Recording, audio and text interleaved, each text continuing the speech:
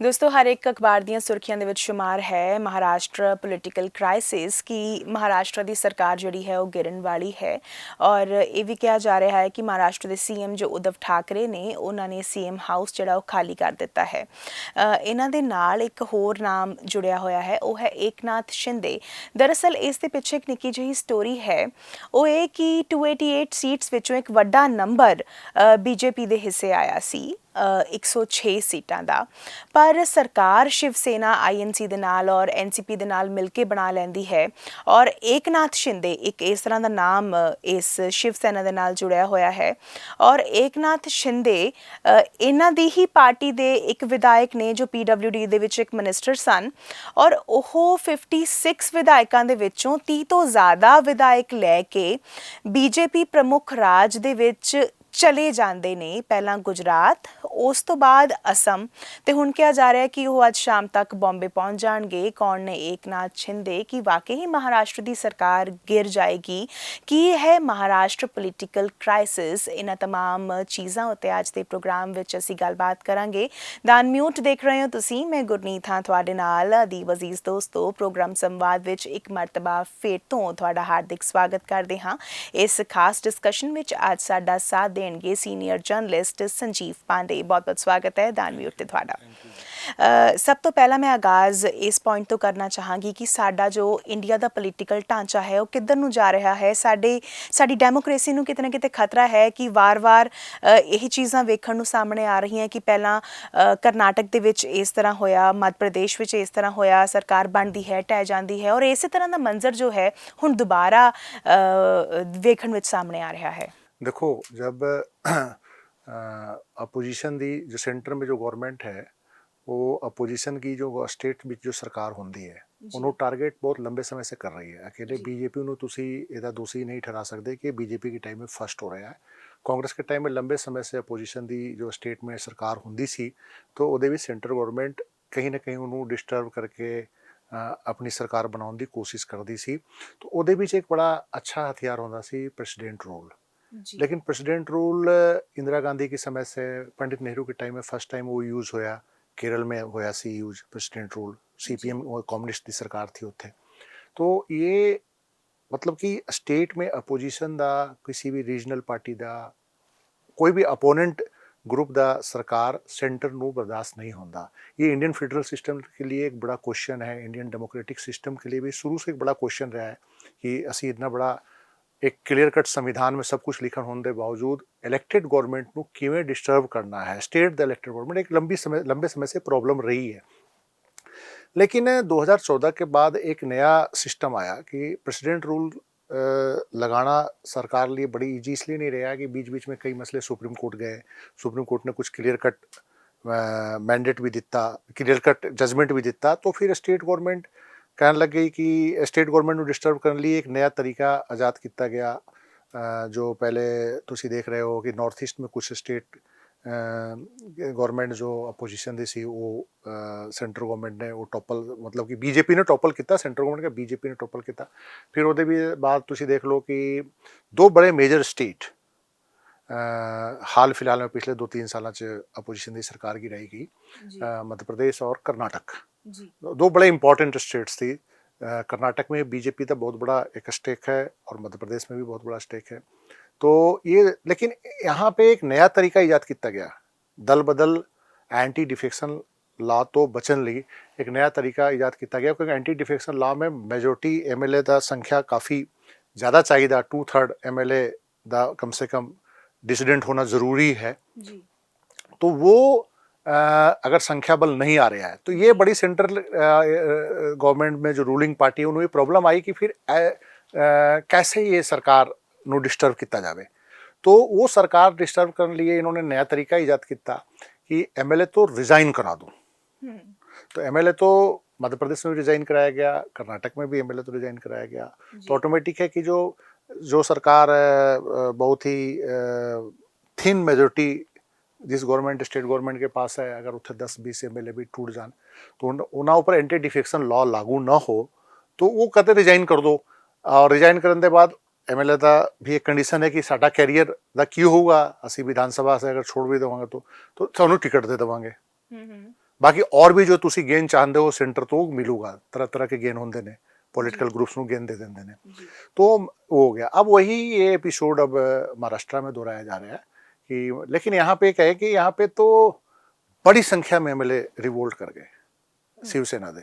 मतलब यहाँ पे ये नहीं है जैसे कर्नाटक में और मध्य प्रदेश में कांग्रेस दे बहुत छोटा तबका डिसिडेंट होया सी जी, बहुत ज्यादा संख्या नहीं सी, लेकिन इत्थे तो लग रहा है कि 2/3 उद्धव ठाकरे से खुश नहीं ने, वो सारे एकनाथ शिंदे नाल ने जी। तो यहाँ पे उद्धव ठाकरे के सामने दो चैलेंज है।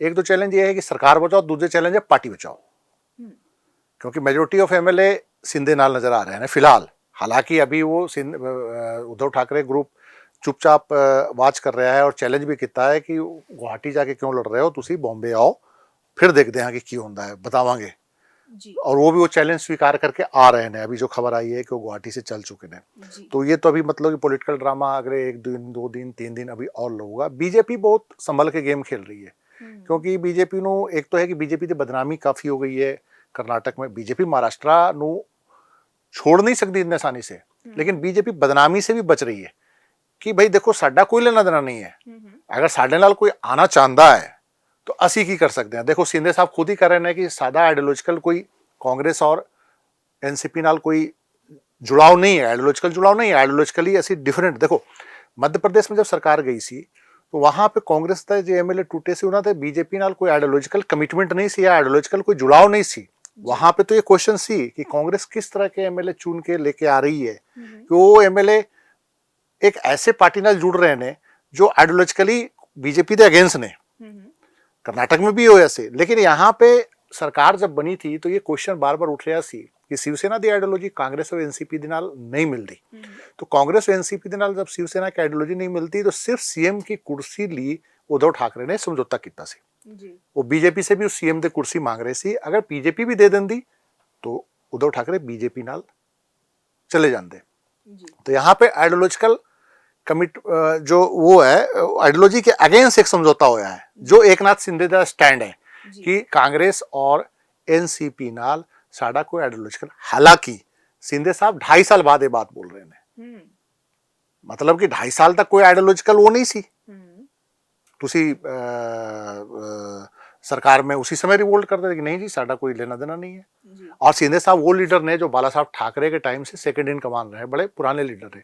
तो कहीं ना कहीं शिंदे साहब दे और कुछ एमएलए पे ये भी आ रहा है कि उन्होंने खिलाफ सेंट्रल गवर्नमेंट की एजेंसियां जांच कर रही है। कुछ शिवसेना के मेंबर ऑफ पार्लियामेंट भी बागी हुए ने, वो आ रही है कि जो 8-9 एमपी बागी हो रहे हैं, 2-3 एमपी के खिलाफ मनी लॉन्ड्रिंग का भी मसला ईडी ने खोल रखा है। तो कहीं ना कहीं सेंट्रल गवर्नमेंट का प्रेशर है ना विधायक एमएलए के ऊपर, तो ये रिवोल्ट होया है। अब सवाल ये है कि ਇਹਦੇ ਵਿੱਚ एक जो सबसे बड़ा इंपॉर्टेंट रोल है कि उद्धव ठाकरे ਨੂੰ पता क्यों नहीं चलिया कि इन्ने बड़ी संख्या ਵਿੱਚ ਇਹਨਾਂ ਦੇ एमएलए रिवोल्ट कर रहे ने, डिसिडेंट ने। थोड़ा इंटेलिजेंस कित्थे सी, थोड़ा महकमा किससे सी, एडजेक्टिव की कर रहा सी। सारे एमएलए गुजरात पहुंच गए जी, लेकिन इंफॉर्मेशन ही नहीं सी चीफ मिनिस्टर ਨੂੰ। उससे पहले राज्यसभा चुनाव में भी 5-7 दिन पहले कुछ झटका लग गया सी, उद्धव ठाकरे का कैंडिडेट हार गया सी राज्यसभा चुनाव में।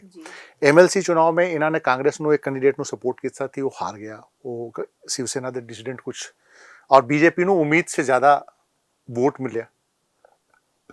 तो ये उद्धव ठाकरे को अलर्ट हो जाना चाहिए कि साडे एमएलए कहीं ना कहीं सरक रहे हैं जी, आखिर बीजेपी को वोट कितने मिल रहा है। तो उसके बाद भी ये भी नहीं पता चलेगा कि साडे विधायक सूरत पहुंच गए जी।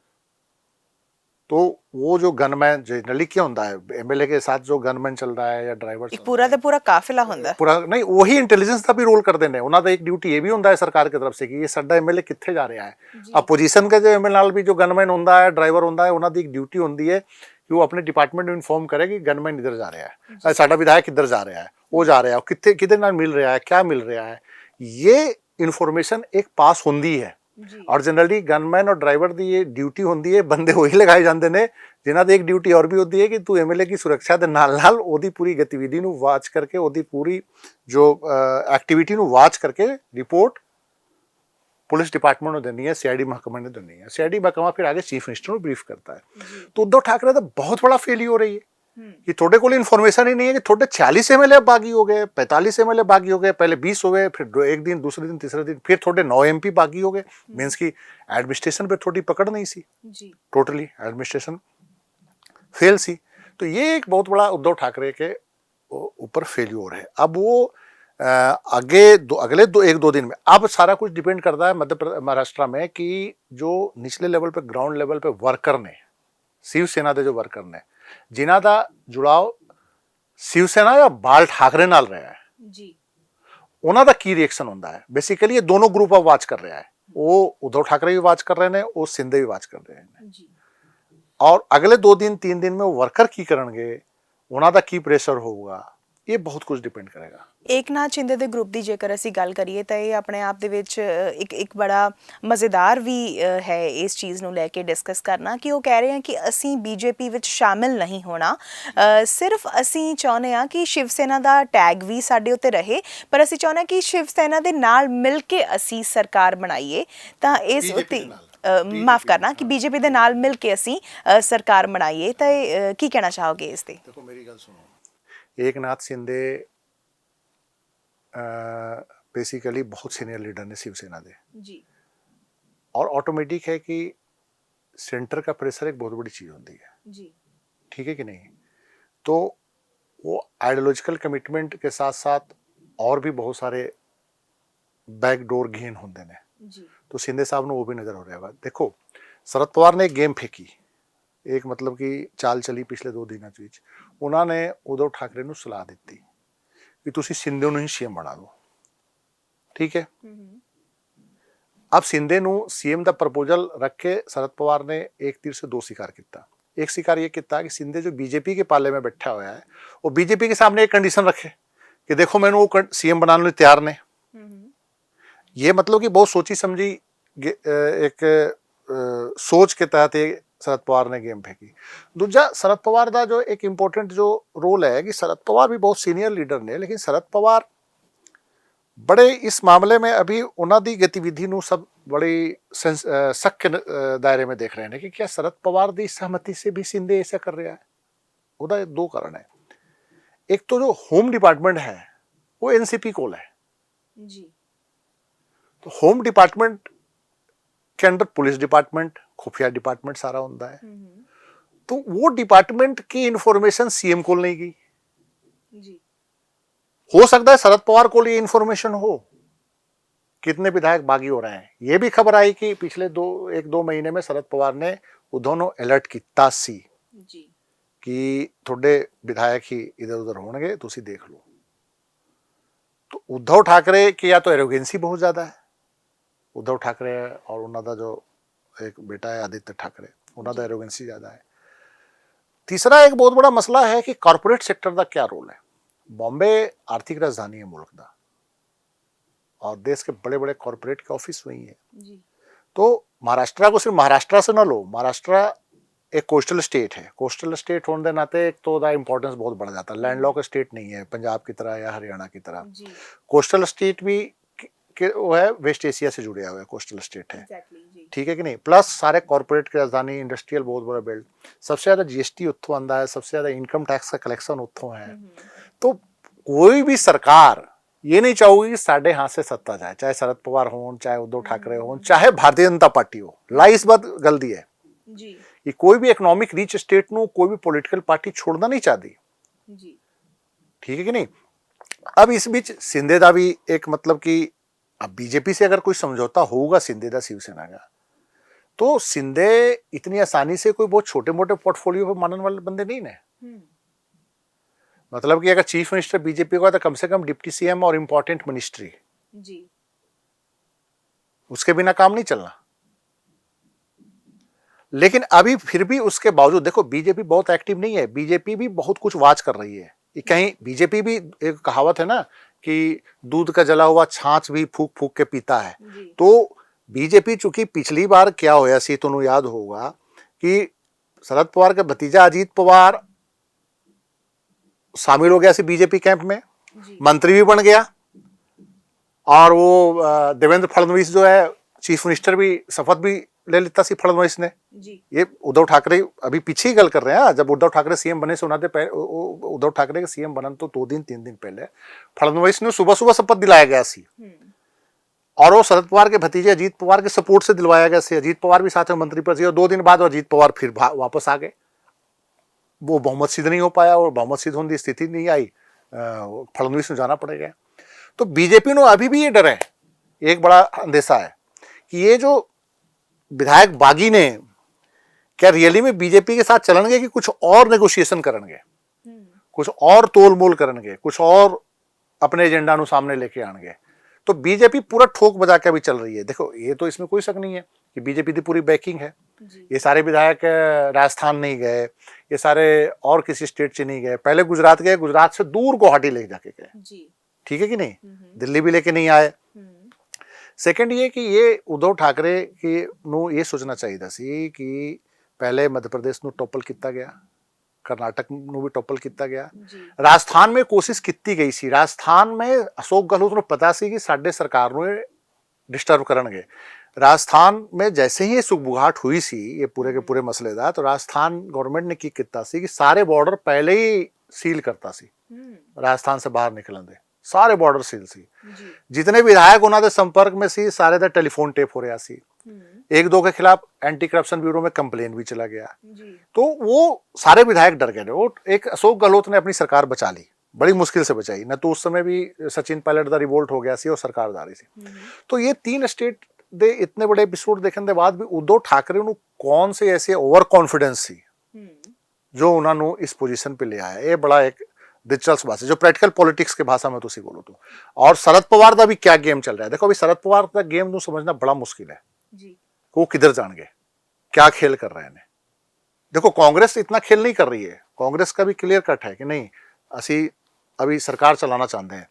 शरद पवार की गेम खेल रहे ने, क्या कर रहे ने, वो अभी देखने वाला है कि अगले 2 दिन में शरद पवार ਦਾ ਕੀ ਉਹ ਹੌਲੀ ਹੌਲੀ ਸਮਾਂ ਜਿਹੜਾ ਹੈ ਉਹ ਹਲੇ ਦੱਸੇਗਾ।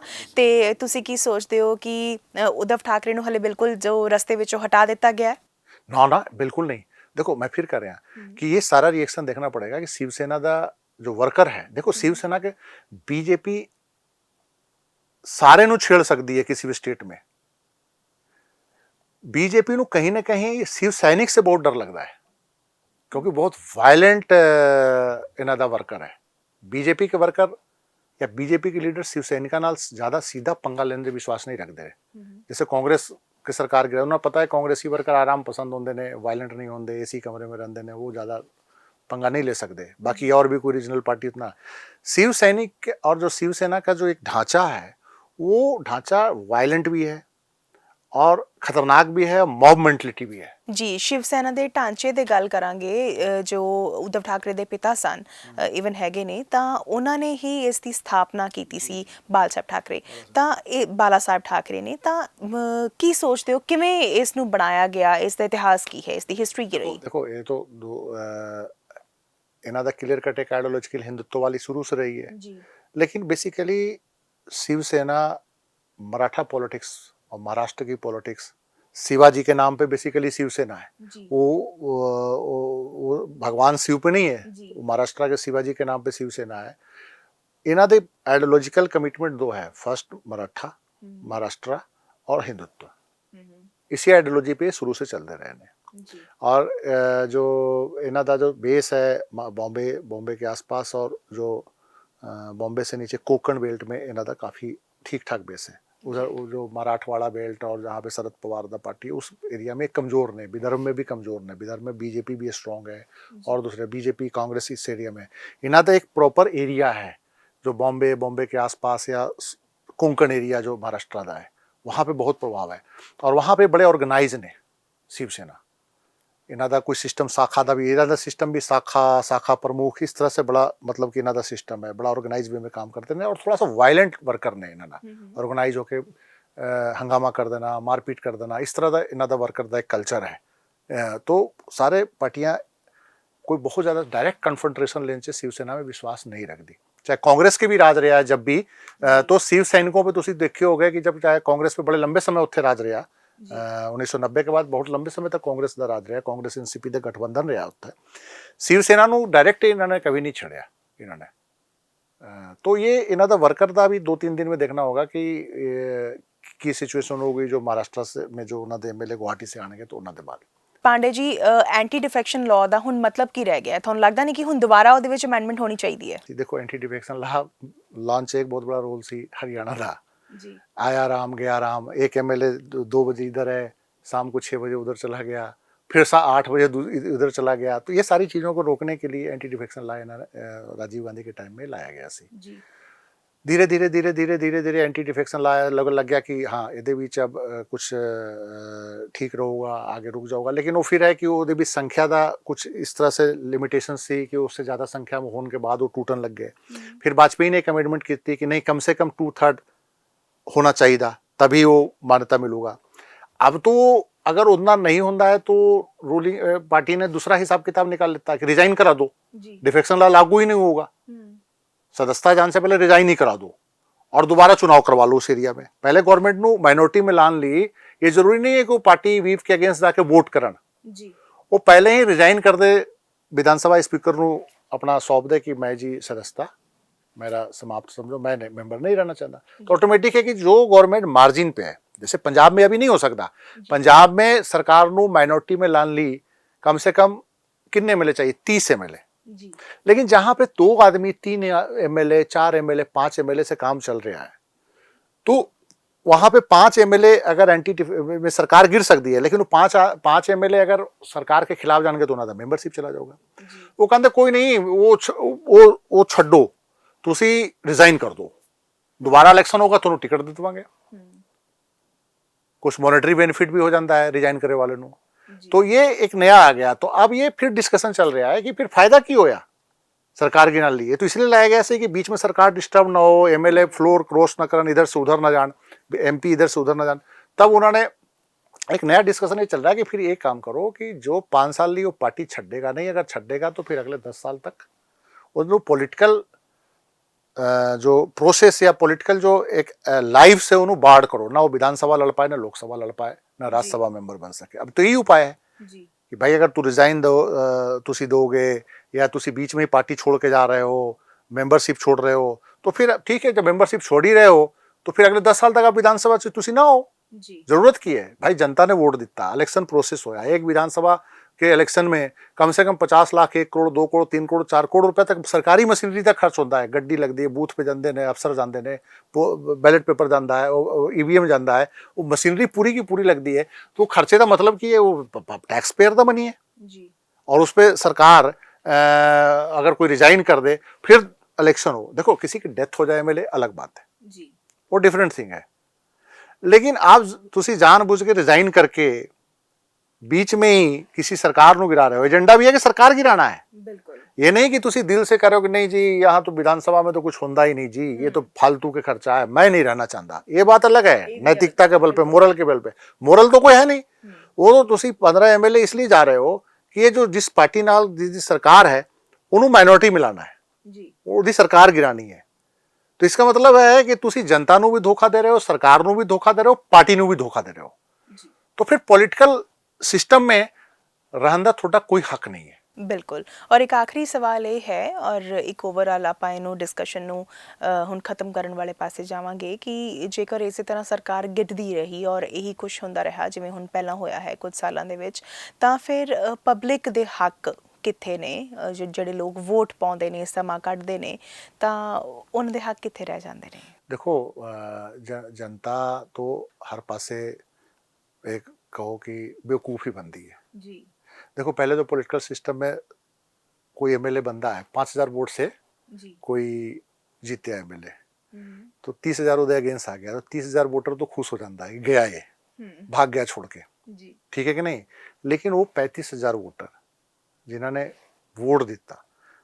तुसी उन्होंने डिच की कर गए तो जनता का वो फिर की महत्व रह गया कि जाके 1 घंटा लाइन में लग गया सारा काम छोड़ के गर्मी में है 2 घंटा लाइन में लग रहा है वो थोनू वोट दे रहा है और तुसी बीच में ही जाके वहाँ पे कोई सौदा करके वो कर रहे हो ये साडा जो डेमोक्रेसी का एक बहुत बड़ा क्वेश्चन है जी कि पहला क्वेश्चन तो ये है कि जो 500 से जीत रहा है वो भी एमएलए हो रहा है, 200 वाला भी एमएलए हो रहा है, कोई 10,000 से जीत रहा है वो भी एमएलए हो रहा है। और ये भारत, पाकिस्तान, बांग्लादेश, ये तीनों डेमोक्रेसी में जो ब्रिटिश जो पार्लियामेंट्री सिस्टम का जो साडा प्रोसेस है, वो सेम पार्लियामेंट्री सिस्टम असी भी लेके वही चल रहा है। तो वो एक बहुत बड़ा लूप हॉल है। देखो वो तो बड़े और डेवलप डेमोक्रेसी ने जी वहाँ पे तो पब्लिक से छोटे सी बात पे भी बोरिस जॉनसन ने कोविड के दौरान कोई शराब पार्टी उन्होंने स्टाफ ने किया सी उन्होंने लेने के देने पे गए। इतने तो कोई भी पॉलिटिशियन कुछ भी कर ले, कोई पूछने वाला नहीं है। कोई तो डेमोक्रेसी साडी इतनी डेवलप नहीं हुई, इतना इस लेवल पे नहीं पहुंची है कि तुम उम्मीद करो कि थोड़े एमएलए एमपी बड़े हाई मोरल वैल्यू ने, वो नहीं है। अब सवाल ये है कि फिर सिस्टम की लेके आओगे तो एक कहते हैं कि वो सिस्टम लेके आओ जो बहुत सारे मुल्का विच है कि कम से कम एमएलए बनने लिए 51% वोट लेके आओ। कि 50% वोट अगर थोनू एक एरिया च मिलूगा तो तुसी एमएलए हो सकते हो। 51% वोट कई मुल्का च है कि पार्लियामेंट्री मैंबर तो उसमें ਉਹਦੇ ਵਿੱਚ ਕੀ ਹੋਊਗਾ ਕਿ ਉਹਦੇ ਵਿੱਚ कास्ट रिलीजन के भी जो एक डिवीजन है वो पॉलिटिशियन नहीं करेगा क्योंकि उन्होंने 51% वोट चाहिए। तो हिंदू मुसलमान नहीं करूँगा, दलित अपर कास्ट नहीं करूँगा, जाट नॉन जाट नहीं करूँगा, क्योंकि एक कास्ट तक कोई आबादी तो होता नहीं कि वो 51% वोट ले आए। तो ये लेकिन अब ये है कि वो कहते हैं कि अगर इस सिस्टम लागू करोगे तो सारी पब्लिक इतना अभी अवेयर नहीं है कि उस तरह के वोटिंग पैटर्न में एडजस्ट हो जाए।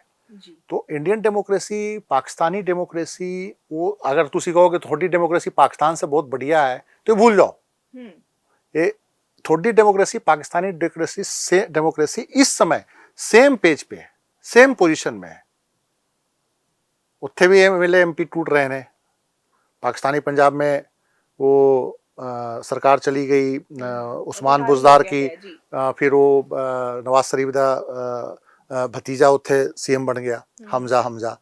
उधर सरकार पार्लियामेंट में भी इमरान खान की सरकार चली गई और ये शहबाज शरीफ पीएम बन गया। किस तरह से एमएलए और एमपी स्टेट में, पंजाब में एमएलए किस तरह से बागी हुए, किस तरह से सेंटर में उन्होंने एमएनए मैंबर नेशनल असेंबली कैसे बागी हुए, वो सामने आ गया।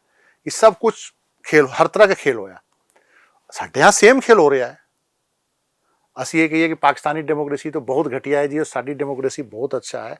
तो अगर तुसी इंडिपेंडेंट ईमानदारी नाल अगर तुसी अगर एनालिसिस करोगे तो थोड़ी डेमोक्रेसी भी सेम पोजीशन में है। असी एक पॉइंट भी ऊपर नहीं है अभी। थोड़ी डेमोक्रेसी में मनी पावर यूज हो रहा है, थोड़ी डेमोक्रेसी में भी इलेक्शन बहुत महंगा हो गया। पाकिस्तान में भी सेम है। थोड़े डेमोक्रेसी में भी एमपी खरीदे जा रहे हैं, बेचे जा रहे हैं, रिजाइन देके भाग रहे हैं। तो सेम पोजीशन पाकिस्तान में, थोड़े यहाँ भी पैसा बढ़ता है, उत्थे भी पैसा बढ़ता है। बस यही अंतर है कि थोड़े वहाँ के डेमोक्रेसी में कुछ सेना का एक्टिव रोल है, साढ़े डेमोक्रेसी में सेना का एक्टिव रोल नहीं है। साढ़े यहाँ पॉलिटिशियंस ही सेना के रोल में है। ठीक है ना। तो ये स्थिति है डेमोक्रेटिक जो सिस्टम में। वैल्यू अपने यहाँ इंडियन डेमोक्रेटिक सिस्टम में लगभग सेम है। बांग्लादेश में भी लगभग ये स्थिति है, टू पार्टी सिस्टम में। उत्थे भी बहुत अच्छी स्थिति नहीं है। हाँ, पॉलिटिकल अपोनेंट्स को जेल में भेज देना, पॉलिटिकल अपोनेंट्स को किसी भी केस में फंसा देना, उन्होंने रैली पे लाठी चार्ज करवा देना। इंडिया में भी होता है, बांग्लादेश में भी हो रहा है, पाकिस्तान में भी हो रहा है। और तीनों 1947 से पहले एक ही इंडियन सब कॉन्टिनेंट कहा जाता सी। तीनों एरिया जो सी वो ब्रिटिश, तीनों देश जो इंडिपेंडेंट जब होया उस समय ब्रिटिश सिस्टम के गुलाम सी।